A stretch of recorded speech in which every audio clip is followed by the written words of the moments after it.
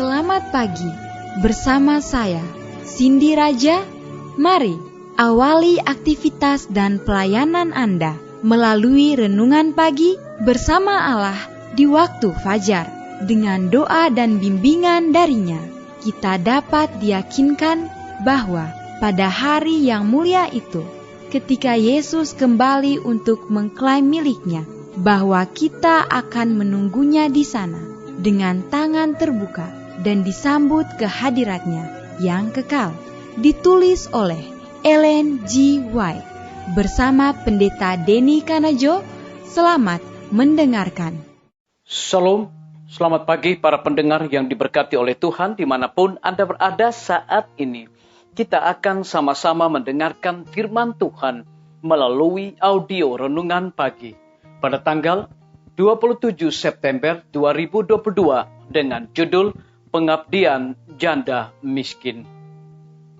Sebelum kita melanjutkan bacaan renungan kita pada pagi hari ini, kembali saya mengajak semua para pendengar yang setia untuk berdoa bersama-sama.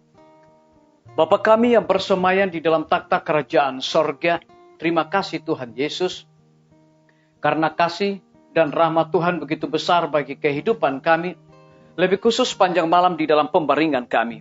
Hingga tiba di pagi hari ini, kami bangun dengan tubuh sehat dan segar. Ini bukan karena kekuatan kami, ini oleh karena kasih dan rahmat Tuhan. Sebelum kami melakukan segala tugas, pelayanan, pekerjaan kami sepanjang hari ini, kami rindu Tuhan untuk belajar mendengarkan firman Tuhan. Curahkanlah kepada masing-masing kami kuasa Roh Kudus-Mu. Terima kasih Tuhan Yesus, ampuni kami Bapa, karena kami sudah berdoa hanya di dalam nama Tuhan dan Juru Selamat kami. Amin. Ayat inti kita terambil di dalam Lukas 21 ayat yang ketiga dan ayat yang keempat. Demikian firman Tuhan.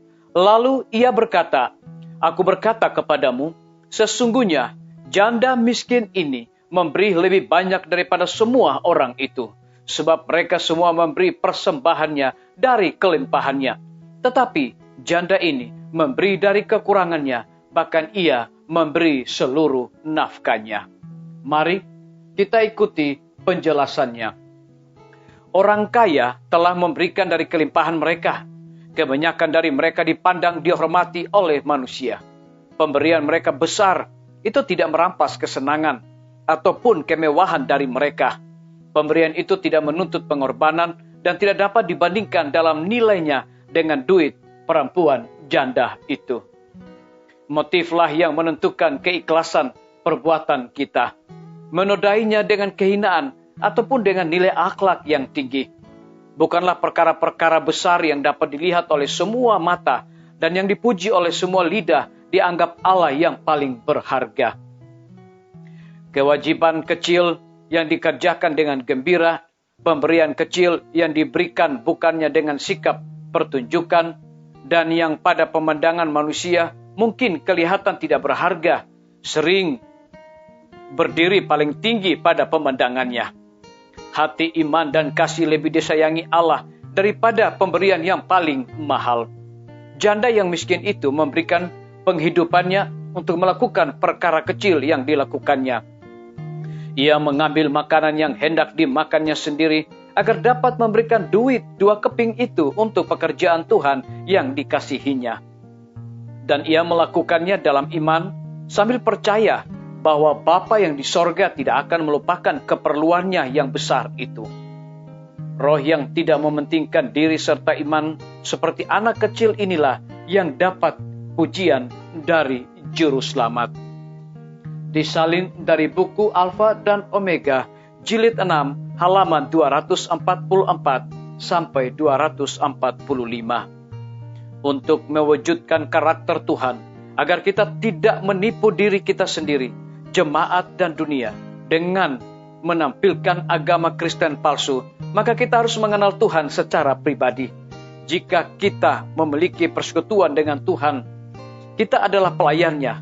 Meskipun kita mungkin tidak pernah berkhotbah kepada jemaat, kita bekerja sama dengan Tuhan dalam menampilkan kesempurnaan karakternya dalam kemanusiaan. Disalin dari buku Testimonis jilid 6, halaman 13. Biarlah Pembacaan renungan kita saat ini akan menjadi berkat bagi kita semua. Mari kita tunduk kepala dan kita berdoa. Bapa kami yang bersemayam di dalam takhta kerajaan sorga, terima kasih Tuhan Yesus, karena firman-Mu pada pagi hari ini memberikan satu kekuatan, motivasi, berkat untuk kami selalu memberikan pelayanan yang terbaik. Lebih daripada itu, memberikan sebuah penekanan yang kaya telah memberikan dari kelimpahan mereka. Kebanyakan dari mereka dipandang dan dihormati oleh manusia. Pemberian mereka yang besar itu tidak merampas kesenangan ataupun kemewahan dari mereka. Pemberian itu tidak menuntut pengorbanan dan tidak dapat dibandingkan dalam nilainya dengan duit perempuan janda itu. Terpujilah nama Tuhan. Pada pagi hari ini hamba berdoa untuk pemerintah kami.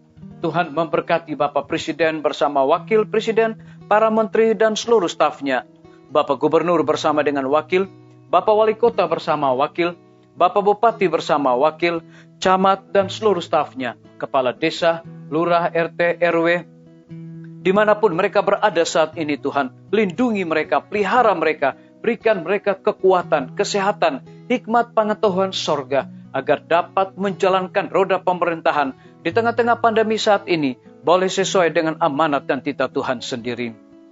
Kami juga berdoa Tuhan untuk pimpinan-pimpinan organisasi gereja Tuhan yang Tuhan percayakan untuk mereka melayani. Kiranya hikmat pengetahuan sorga kuasa Roh Kudus-Mu akan selalu menjadi milik dan bagian dalam pelayanan mereka.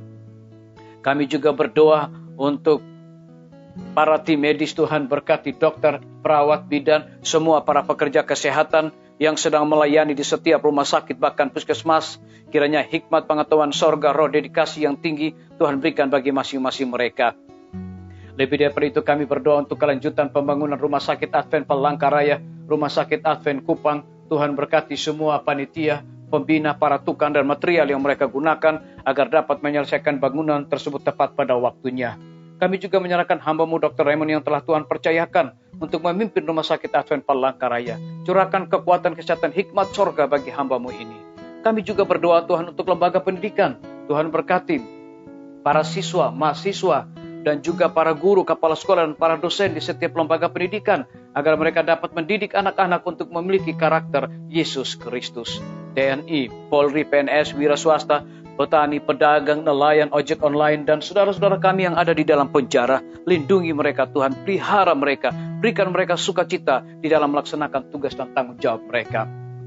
Para pendengar yang setia yang berulang tahun saat ini dimanapun mereka berada, dengan bertambahnya usia yang Tuhan percayakan bagi hidup mereka, mereka juga selalu bersyukur dan melayani Tuhan senantiasa. Yang berada di dalam kebimbangan, ketidakpastian hidup, Tuhan berikan iman teguh untuk mereka terus berharap bersandar hanya kepada Tuhan Yesus. Terima kasih Bapa yang baik, ampuni kami Tuhan, karena kami sudah berdoa hanya di dalam nama Tuhan dan Juru Selamat kami. Amin. Sampai jumpa. Tuhan Yesus memberkati kita semua.